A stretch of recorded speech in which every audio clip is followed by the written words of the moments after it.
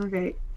Ask Are we me. doing a Benjamin voice quick interview? That's me asking you a question. Yeah, Okay. ask me a question.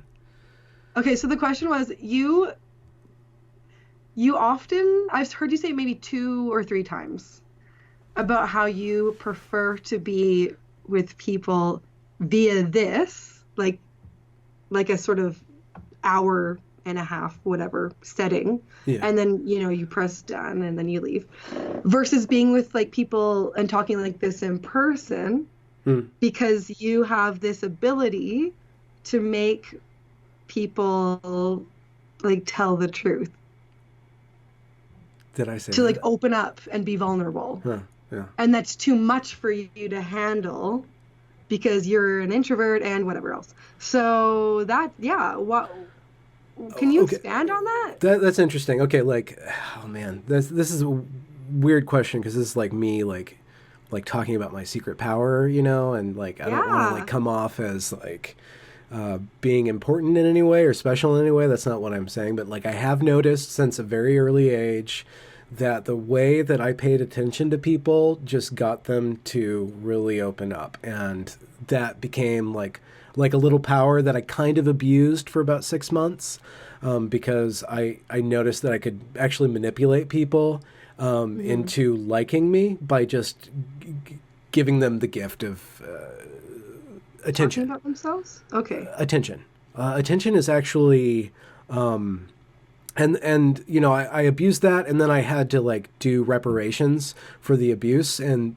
that's part of the reason why I ended up in preschool, because I used my attention to open people up in ways that I shouldn't have. And Okay. then I landed on the playground where my job was to attend to these young individuals who were expanding into being human, and Right. and in that several years of working in that, I kind of came up with, I guess it's kind of a theory or like just an opinion, that attention is basically the monetary, it's the building block of personality.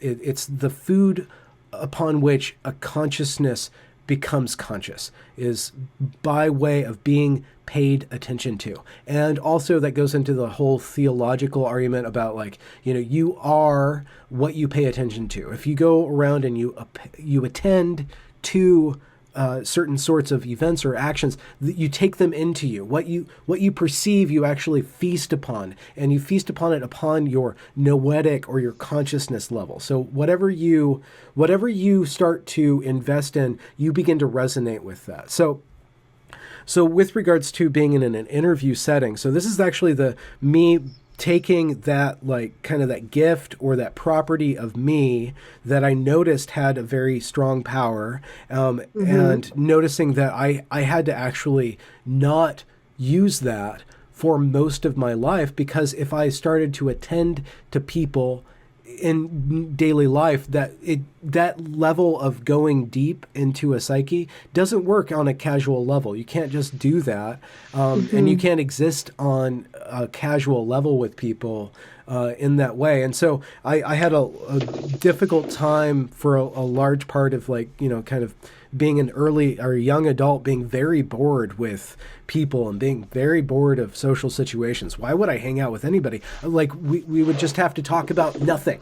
You just have to sit Hmm. around and talk about nothing. And I'm much more relaxed about that now. It doesn't matter because I don't need to always exist on that level. And actually, in a sense, like doing these interviews is an outlet for me to finally get into where I feel most comfortable, which is one-on-one situations where I am attending to that other person. And if I can have Hmm. control over that, by which I mean if I can be the interviewer, which is the Hmm. the dominant position, basically it's dominant by being subservient. It's a dominance Right. by being subservient because I am the one who's setting the stage, who's attending to the moment, right? And the other person gets to do whatever they want within that. So I control the environment in order to create what I find most valuable, which is the other person kind of getting to a level where they are just being really honest with just being really honest and open and stuff. I don't know Okay. if I forgot your original question. I think it had to do with your secret power of making people open up